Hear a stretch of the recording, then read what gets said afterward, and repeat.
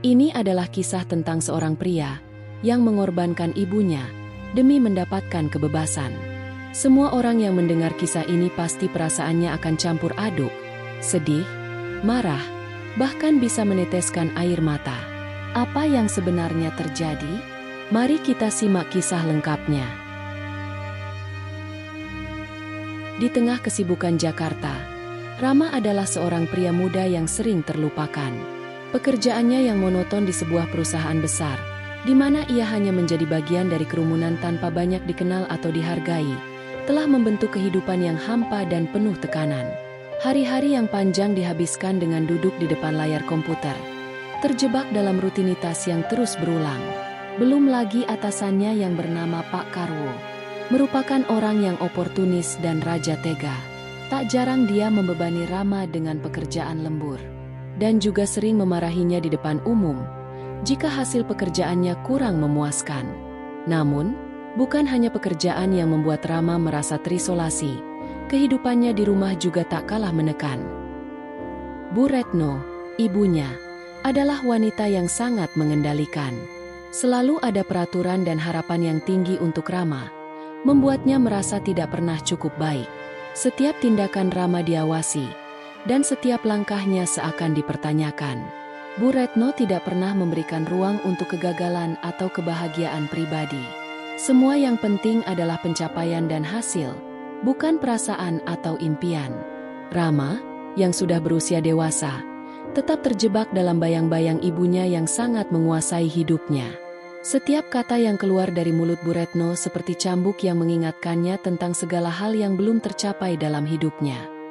Sementara di luar sana, kota besar ini terus berjalan dengan kecepatan yang tak terhentikan. Di dalam rumah, Rama merasa terkurung. Hanya ada seorang wanita teman kerjanya yang bernama Santi, yang memberinya semangat untuk terus bekerja di tempatnya sekarang. Santi adalah seorang karyawati yang selalu memberi simpati atas nasib Rama. Terkadang dia juga mau membantu Rama menyelesaikan lemburannya. Namun demikian, gaji Rama tak pernah naik, tak seperti karyawan lain di perusahaan itu. Tak ada ruang untuk bernafas. Setiap malam setelah bekerja, ia kembali ke rumah yang sepi, kecuali ada suara Bu Retno yang selalu memaksanya untuk lebih. "Kenapa kamu tidak seperti orang lain yang sukses?" katanya dengan nada kecewa. "Apa yang kurang dari kamu?" Bu Retno tak pernah puas atas pencapaian anaknya Rama. Namun, di balik tekanan itu, Rama memiliki satu pelarian. Sesuatu yang disembunyikan dari pandangan Bu Retno. Suatu hari, karena ibu Rama sangat takut pada tikus, dia memerintahkan Rama untuk memasang lem tikus di kamar mandi. Namun, saat lem itu menjebak seekor tikus putih di kamar mandi mereka, Bu Retno segera memerintahkan Rama untuk membunuh tikus itu. Hati Rama yang kesepian memandang tikus itu dengan hati iba. "Nasibmu sama sepertiku, tidak diinginkan di dunia ini," ucap Rama pada tikus putih itu. Dirinya tak tega untuk membunuhnya. Akhirnya Rama malah merawat tikus itu di sebuah lubang di kamar mandi, di tempat yang tersembunyi sebagai kandang untuknya. Rama memberinya nama Cakra. Cakra bukan sekadar hewan peliharaan biasa bagi Rama. Ia adalah pelarian dari kenyataan hidup yang penuh tekanan. Rama merawatnya dengan hati-hati dan menyembunyikannya di tempat yang hanya ia yang tahu, di dalam lemari di kamar mandi, jauh dari pandangan Bu Retno yang sangat takut pada tikus. Setiap kali ia merasa tertekan, Rama akan mengunjungi Cakra dengan hati-hati. Ia memberinya makan dan membersihkan kandangnya, merasa bahwa hanya dengan ini ia bisa melarikan diri dari rutinitas yang membosankan dan kesepian yang menghantuinya. Cakra tidak menuntut apa-apa. Tidak seperti Bu Retno yang selalu menuntut lebih. Cakra hanya ada, diam, dan mengingatkan Rama bahwa di dunia ini ada sesuatu yang lebih sederhana, lebih murni, dan lebih bebas dari segala aturan yang membelenggu. Tapi, meskipun Rama merasa ada sedikit kebebasan dengan Cakra, hidupnya tetap terasa seperti perangkap. Ketika ia pulang ke rumah, ia harus menutupi jejak keberadaan tikus itu. Bu Retno akan marah besar jika mengetahui bahwa Rama membawa tikus ke dalam rumah, makhluk yang sangat ia takuti. Maka, setiap kali selesai merawat Cakra, Rama harus dengan hati-hati menutup kembali lemari itu, menyembunyikan segalanya agar ibunya tidak pernah tahu. Di tengah semua kesulitan ini, perasaan kesepian yang semakin dalam mulai menggerogoti Rama. Ia tidak bisa berbicara dengan siapapun di kantor, dan ia merasa terisolasi di rumahnya sendiri. Tiada teman sejati, tiada tempat untuk berbagi perasaan. Bahkan dengan Santi, seorang rekan kerja yang baik hati, ia tidak bisa membuka diri. Setiap kali Santi berbicara dengannya dengan hangat, Rama merasa terhalang oleh kebencian dan rasa tidak layak yang selalu ada dalam dirinya. Namun, ada satu hal yang terus menggugahnya. Ketika ia melihat Cakra di kandangnya, atau merawatnya dengan penuh perhatian, ada sedikit perasaan lega, seperti ada yang mengerti dirinya. Dan dalam hati kecilnya, Rama mulai merasakan adanya perubahan. Sesuatu yang lebih besar, lebih kuat, sedang menunggu untuk muncul. Cakra hanyalah permulaan, awal dari sebuah perjalanan yang akan membawa Rama pada sesuatu yang lebih gelap, lebih liar, dan lebih membebaskan.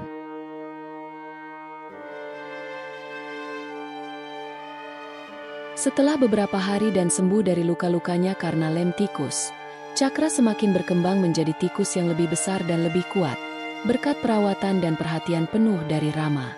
Namun, ada sesuatu yang berbeda pada dirinya. Cakra mulai menunjukkan kecerdasan yang tidak dimiliki tikus lainnya.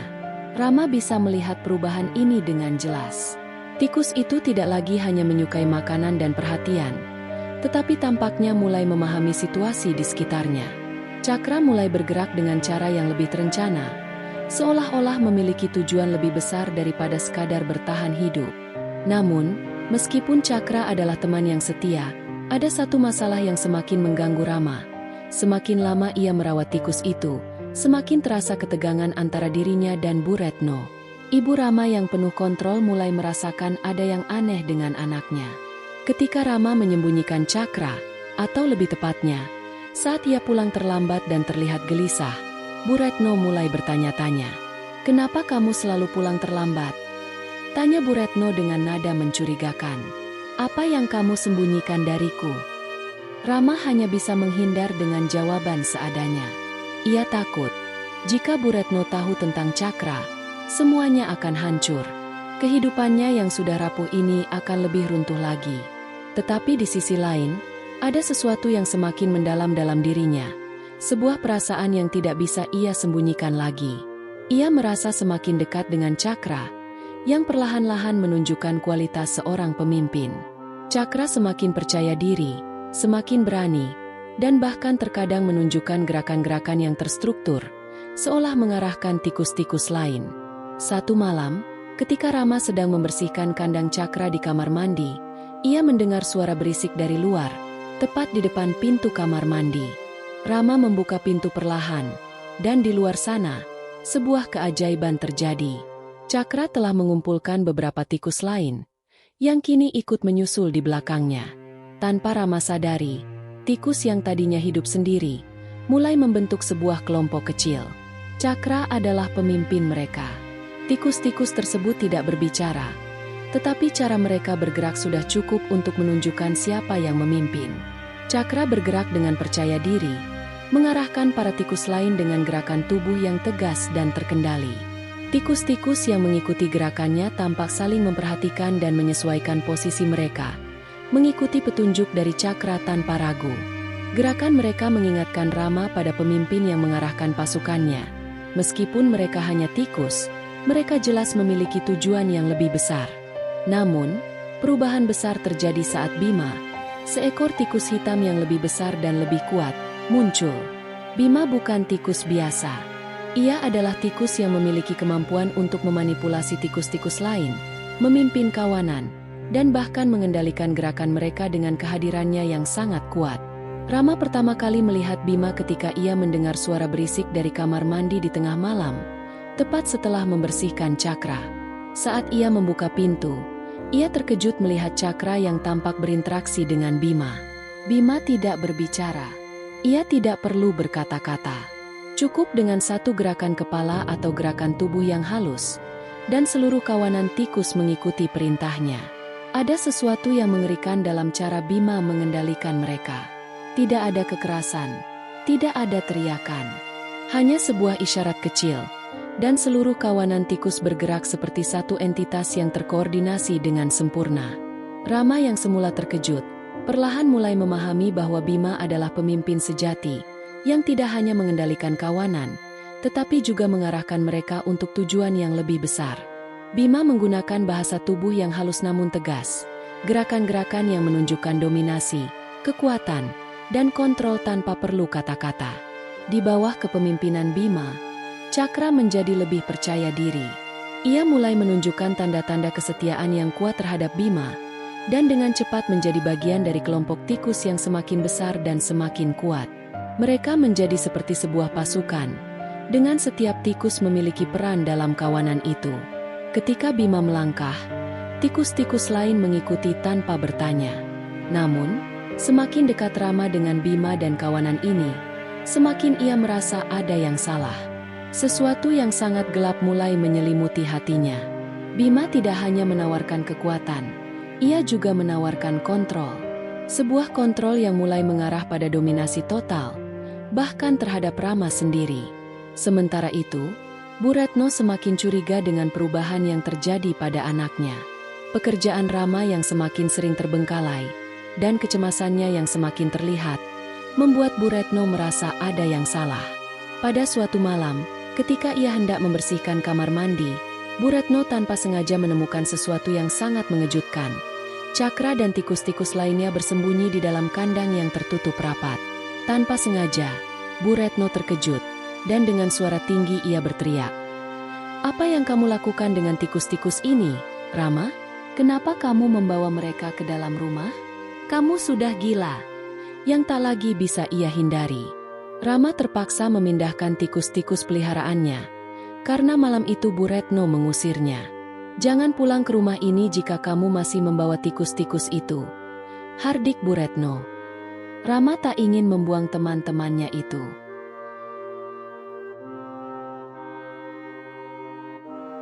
Di sebuah gudang terbengkalai yang jarang dikunjungi orang, Rama mulai melatih Cakra dan Bima, memulai pelatihan intensif untuk mengubah kawanan tikus mereka menjadi pasukan yang lebih besar dan lebih terorganisir. Gudang itu penuh dengan tumpukan barang-barang lama yang sudah berdebu, namun cukup besar dan aman untuk latihan. Udara di dalamnya pengap, dan hanya suara gesekan gerakan-gerakan kecil dari tikus-tikus yang memenuhi ruangan, sebagaimana membuat mereka teratur. Melalui gerakan tangan atau bahkan gerakan tubuh yang lebih besar, ia memberi sinyal kepada tikus-tikus tersebut untuk berhenti, bergerak ke arah tertentu, atau berkumpul. Dalam waktu yang relatif singkat, kekacauan itu berubah menjadi sebuah sistem. Rama yang awalnya hanya menyaksikan dengan penuh rasa ingin tahu, mulai terlibat lebih aktif. Ia memberikan instruksi sederhana kepada Cakra dan tikus-tikus lainnya, mengamati dengan cermat bagaimana mereka merespons setiap gerakan yang diberikan oleh Bima. Setiap kali Bima memberi isyarat, ada perubahan dalam sikap dan gerakan kawanan tikus tersebut. Mereka mulai lebih terorganisir, lebih disiplin. Seiring berjalannya waktu, jumlah tikus semakin banyak. Mereka tidak hanya semakin banyak dalam jumlah, tetapi juga semakin terampil dan dapat dipercaya untuk mengikuti perintah. Bima dan Cakra telah membentuk kawanan yang lebih kuat, dengan lebih banyak tikus yang terlatih untuk mengikuti perintah mereka. Namun, untuk memberi makan tikus yang makin banyak Rama makin kesulitan. Akhirnya suatu malam, Rama melakukan hal yang tak terduga. Malam itu, Rama membawa kawanan tikusnya untuk merampok sebuah toko hewan. Hanya dengan satu jentikan jari tikus-tikusnya, menggerogoti gagang pintu toko dan berhasil masuk. Lalu tikus-tikus itu menggerogoti seluruh isi toko. Dan sebelum pagi menyingsing, Rama membawa kawanan tikusnya kembali ke gudang. Rama tersenyum puas dengan kenakalannya malam itu. Seperti layaknya seorang bocah kecil yang selalu dilarang oleh ibunya dan kini mendapat kebebasan untuk berbuat nakal. Maka setiap hari Rama makin bersemangat bersama kawanan tikusnya. Meski karena kebiasaan barunya, ia jadi makin sering kena omelan bosnya Pak Karwo. Namun, Rama tidak ambil pusing. Baginya kawanan ini adalah pelarian terbaiknya. Meski demikian Rama tetap terusir dari rumah karena kerasnya Bu Retno. Sampai suatu ketika Rama ingin pulang ke rumah, Pada suatu sore yang panas ia berangkat dari gudang tikusnya menuju rumahnya. Saat sampai di rumah ia merasa ada sesuatu yang tak beres. Cakra tak terlihat di sekitar rumah. Dan suasana rumah yang biasanya sepi kini terasa mencekam. Bu Retno, ibunya yang biasanya selalu mengawasinya dengan tatapan cemas, kali ini tak menyambutnya seperti biasa. Tidak ada suara langkah kaki. Tidak ada aroma masakan yang menggoda dari dapur. Keheningan itu menggetarkan jiwa Rama. Ia mencari ibunya di seluruh rumah, mulai dari ruang tamu hingga ke kamar tidur. Namun, tak ada tanda-tanda keberadaan Bu Retno. Hatinya mulai berdebar cepat. Firasat buruk mulai merayapi dirinya. Sampai akhirnya, langkahnya terhenti di depan kamar mandi, tempat yang selama ini menjadi tempat persembunyian Cakra. Pintu kamar mandi terbuka sedikit, dan bau busuk mulai tercium. Rasa takut mulai menguasai dirinya. Rama mendekat dan menahan napasnya, membuka pintu kamar mandi perlahan. Di sana, ia menemukan sesuatu yang mengubah hidupnya selamanya. Bu Retno terbaring tak bernyawa di lantai. Tubuhnya dipenuhi oleh bekas gigitan tikus, kawanan tikus yang dikendalikan oleh Bima. Rasa panik menyerbu dada Rama, namun bersamaan dengan itu, ada perasaan yang tak bisa ia ungkapkan. Dendam. Bu Retno telah tiada, tetapi Rama bukannya sedih, malah merasa kebebasannya kini berada dalam genggaman. Bebas dari rasa takut, bebas dari perasaan terkekang yang selama ini ia rasakan. Bima telah melakukannya, memerintahkan kawanan tikus untuk menyerang Bu Retno. Dan Rama, dalam diamnya, tahu bahwa ia tak bisa lagi mundur dari jalan yang telah dipilih.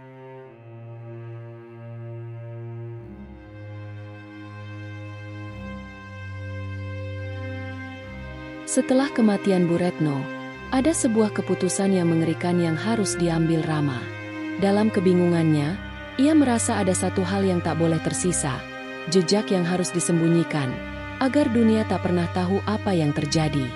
Dengan gerakan yang hampir tidak terasa, Rama mengangkat tubuh Bu Retno yang kaku dan dingin. Hati Rama berdegup kencang. Rama tahu persis apa yang harus ia lakukan. Ia memasukkan jasad Bu Retno ke sebuah gerobak lalu membawanya ke gudang terbengkalai yang terletak di pinggiran kota, tempat yang selama ini menjadi markas tersembunyi bagi Bima dan kawanan tikusnya. Gudang itu dipenuhi dengan bau busuk yang menyengat, sisa-sisa makanan yang dibiarkan membusuk, dan celah-celah gelap yang tersembunyi di sudut-sudut ruangan. Ketika Rama meletakkan tubuh Bu Retno di lantai gudang yang berdebu, Bima tikus hitam seolah tersenyum puas. Sebuah senyuman yang penuh kemenangan, yang menunjukkan bahwa ia telah berhasil memanipulasi Rama hingga ke titik ini. Dengan gerakan halus, Bima memberi isyarat kepada kawanan tikus untuk mulai memakan tubuh Bu Retno. Mata Rama tertuju pada pemandangan yang tak dapat ia percaya. Tikus-tikus itu mulai menyerbu tubuh Bu Retno, menggigit, mencabik, dan melahapnya dengan buas. Rasa ngeri mulai merayapi hati Rama. Namun ia tidak bisa menghentikan apa yang telah dimulai. Ia berdiri di sana, terdiam di tengah gudang yang kini dipenuhi dengan suara gemerisik dan rengekan tikus yang tak berhenti. Semua itu berlangsung begitu cepat, seolah tubuh ibunya, yang selama ini menjadi tempat perlindungan dan kasih sayang baginya, kini hanyalah sisa-sisa daging dan tulang yang habis diterkam. Tak ada lagi yang tersisa dari Bu Retno selain sisa tubuh yang hancur tak bersisa dan darah kering yang memenuhi lantai. Di saat itulah, Rama merasakan sebuah perasaan yang tak bisa ia hindari, kebencian yang semakin membesar dalam dirinya. Bima telah menguasai dirinya, dan kini mereka berdua berjalan di jalan yang penuh dengan darah dan kehancuran. Setelah satu dendam terbalaskan, yaitu dendam pada ibu kandungnya sendiri, kini, dendam Rama diarahkan pada bosnya Karwo, orang yang selalu menindasnya. Namun, meskipun kekuasaan Bima dan kawanan tikus sangat besar, Rama tahu bahwa balas dendamnya pada Karwo tidak bisa dilakukan dengan cara biasa. Karwo, yang selama ini menjadi simbol ketidakadilan dalam hidup Rama, harus dihukum, tapi bukan dengan cara langsung. Rama tahu bahwa Karwo adalah orang yang sangat waspada, dan tindakan terang-terangan hanya akan membuatnya waspada. Sebagai gantinya, Rama merencanakan sesuatu yang lebih halus, lebih mematikan. Lift kantor, yang selama ini menjadi simbol kemudahan hidup dan kenyamanan, kini akan menjadi alat bagi Rama untuk membalas dendam. Dengan instruksi dari Bima, kawanan tikus mulai menyusup ke dalam sistem lift, menggerogoti kabel-kabel dan merusak sistem yang sangat vital. Para tikus bekerja dengan gesit, mengerjakan setiap celah yang ada, merusak bagian-bagian penting dari mesin lift tanpa diketahui oleh siapapun. Mereka bekerja di balik kegelapan malam, saat kantor kosong, hanya mengandalkan gerakan-gerakan cepat dan tak terdeteksi. Keesokan harinya, Karwo memasuki lift seperti biasa, tanpa tahu bahwa hidupnya akan berakhir dalam beberapa detik. Rama yang sudah tahu bahwa Karwo akan naik lift pada jam tertentu, menunggu di luar ruangan dengan tatapan dingin. Bima berdiri di sampingnya, memberi anggukan, seolah menguatkan keputusan Rama. Sekarang, semua yang terjadi adalah hasil dari perencanaan mereka. Balas dendam yang telah disiapkan dengan begitu halus dan penuh perhitungan. Saat lift itu bergerak naik, Karwo tidak merasakan apa-apa, hanya sebuah perjalanan biasa. Tapi, dalam sekejap, lift itu mulai berguncang. Mesin yang telah rusak akibat ulah tikus-tikus itu membuat lift mulai kehilangan keseimbangan.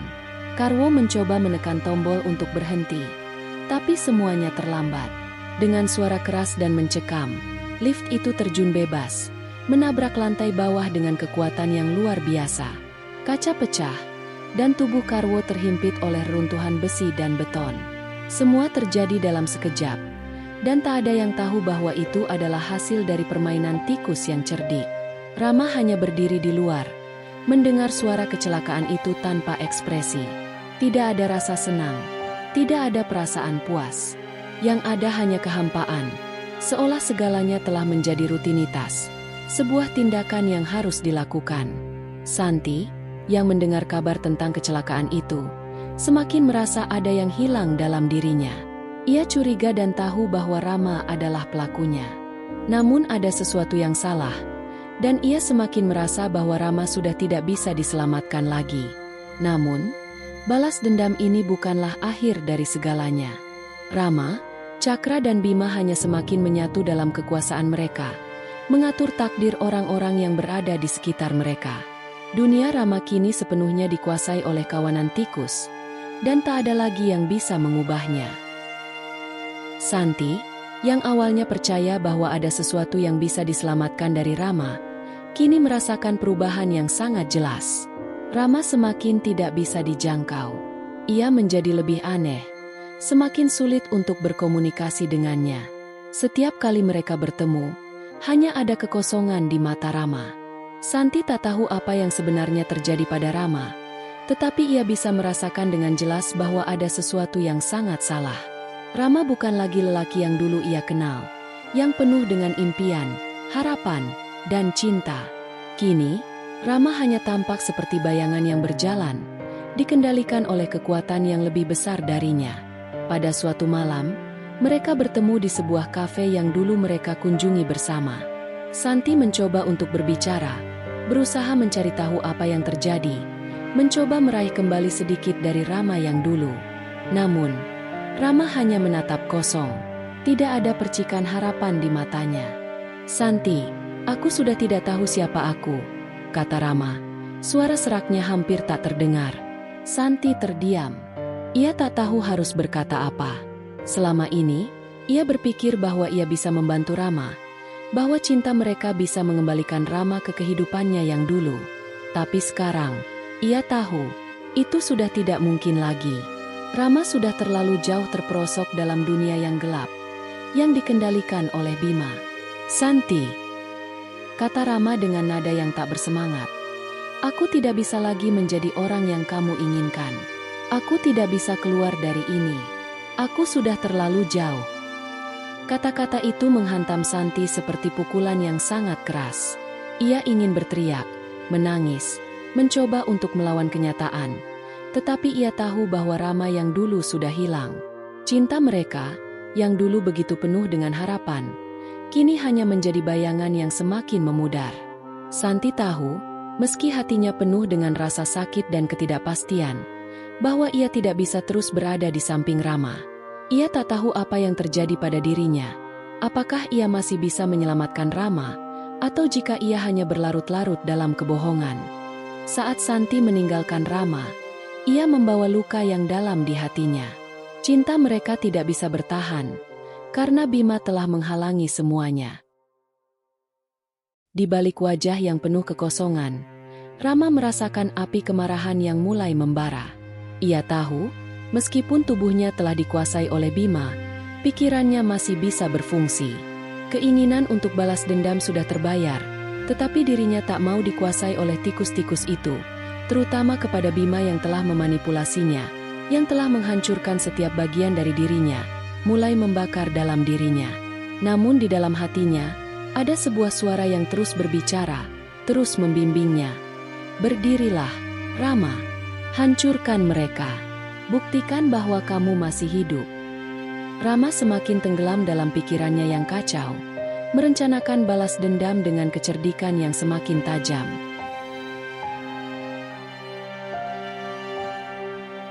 Rama menyiapkan jebakan yang sangat rumit. Sebuah serangkaian alat yang terhubung dengan gerakan tikus untuk menangkap Bima. Ia yakin kali ini ia memiliki kontrol. Sebuah bom waktu. Perangkap yang bisa membunuh semua kawanan Bima dalam sekejap. Senjata yang telah ia persiapkan akan mengikat Bima, membuatnya terjebak dalam perangkap yang telah disiapkan dengan cermat. Saat malam itu tiba, Rama berada di tempat yang telah dipilihnya dengan teliti. Gudang itu sepi, dan hanya ada suara desisan halus dari tikus yang berkeliaran di sekitar tempat itu. Rama menunggu, menahan napas, mempersiapkan diri untuk momen itu.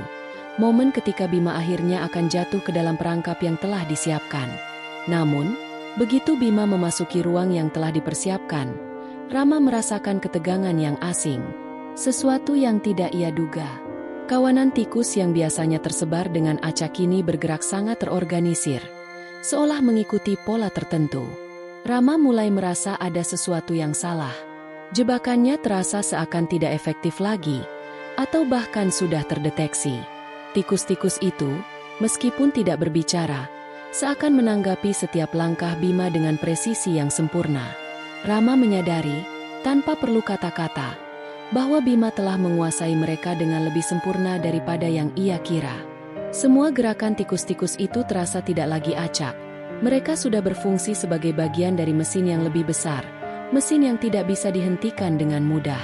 Saat Rama bergerak untuk memicu bom waktu yang telah disiapkan, ia tiba-tiba merasakan kehadiran Bima yang mengintai.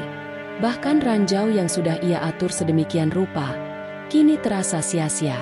Rama mundur beberapa langkah, tidak bisa mempercayai kenyataan yang ada di depannya. Keheningan itu tiba-tiba berubah menjadi gemuruh yang mengerikan. Saat Rama akan melarikan diri dari gudang, ia menginjak sebuah lantai kayu yang rapuh. Rupanya lantai itu telah digerogoti tikus. Bima tikus hitam itu selangkah lebih jauh. Badan Rama terjatuh dan kakinya patah. Ia tak bisa berlari lagi. Ia sudah jatuh, terluka dalam perangkap Bima sang tikus sendiri. Rama yang terperangkap tidak bisa berbuat apa-apa. Tikus-tikus itu, yang sebelumnya ia coba kendalikan, kini berbalik menyerangnya. Rama berusaha melawan, berusaha meronta, tapi tubuhnya lemah dan penuh luka. Bima, dengan kawanan tikus yang setia, telah mengambil alih dunia ini. Tidak ada lagi tempat untuk Rama dalam dunia ini. Tidak ada lagi kesempatan untuk melawan. Tikus-tikus itu, dengan gerakan cepat dan cermat, menyerbu tubuhnya. Setiap gigitan, setiap cakar, setiap langkah mereka seperti merupakan bagian dari perhitungan yang sempurna. Rama tak bisa bergerak lagi. Kekuatan hidupnya perlahan menghilang, ditelan oleh kegelapan, dikelilingi oleh ratusan mata yang bersinar di dalam kegelapan. Akhirnya, Rama jatuh. Ia tidak lagi bergerak. Tubuhnya terkulai lemah. Tikus-tikus itu menggerogotinya sampai tak bersisa.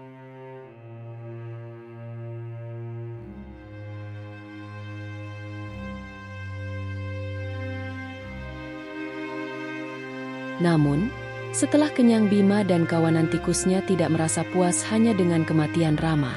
Mereka terus bergerak, menghilang dalam bayang-bayang. Bima kini berkuasa penuh, dan dengan kawanan tikusnya yang tak terhitung jumlahnya, ia bergerak lebih bebas. Di bawah tanah, Dalam gelapnya selokan kota, mereka bersembunyi. Tidak ada yang tahu persis di mana mereka bersembunyi. Di selokan yang lembab dan gelap, kawanan tikus itu berkumpul, mengintai setiap gerak-gerik manusia yang berjalan di atas mereka. Mereka menyusuri lorong-lorong kota, memantau setiap aktivitas dengan kecermatan yang luar biasa. Seperti bayangan yang mengintai, mereka menunggu momen yang tepat untuk menyerang. Inilah peringatan yang harus kalian dengar. Di dalam kegelapan kota, di antara lorong-lorong sempit selokan yang tercemar, kawanan tikus itu hidup. Mereka bersembunyi, menunggu, mengamati, selalu mengintai, selalu siap menyerang tanpa ampun. Mereka bukan hanya makhluk yang berjalan di atas tanah. Mereka adalah bayangan yang terpendam dalam kegelapan. Mereka tahu kapan dan bagaimana untuk bergerak. Jangan pernah merasa aman, karena mereka selalu mengintai dari balik bayang-bayang. Jika kalian melihat sekumpulan tikus yang berlalu begitu saja, jangan pernah anggap itu hal sepele. Ingatlah bahwa di bawah permukaan kota ini, mereka memiliki kekuatan yang jauh lebih besar daripada yang kalian bayangkan. Mereka telah menguasai dunia mereka, dan kita hanya bagian dari permainan mereka.